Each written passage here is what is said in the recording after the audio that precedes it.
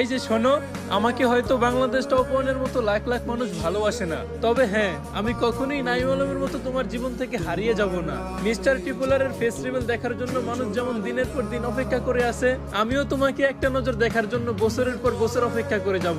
It's কাব্য যেমন নিজের বউকে ছাড়া অন্য কোনো মেয়ের দিকে তাকায় না, ঠিক তেমনি আমিও কখনো তুমি ছাড়া অন্য কোনো মেয়ের দিকে তাকাবো না। কখনো যদি দেখি তোমার অনেক মন খারাপ, তাহলে আমি তোমাকে রিওমরের মতো কবিতা শুনিয়ে তোমার মন ভালো করে দেব। যদি তাতেও তোমার মন ভালো না হয়, তাহলে আমি তোমাকে 4X তাহমিদের মতো মজার মজার গল্প শুনিয়ে তোমার মুখে হাসি ফোটাবো। তুমি যদি আমাকে একে মিরাজের মতো ভরসা করতে পারো, তাহলে আমি কখনোই গেমিং উইথ তালহার মতো তোমার উপর বিরক্ত হয়ে তোমাকে ছেড়ে দিব না।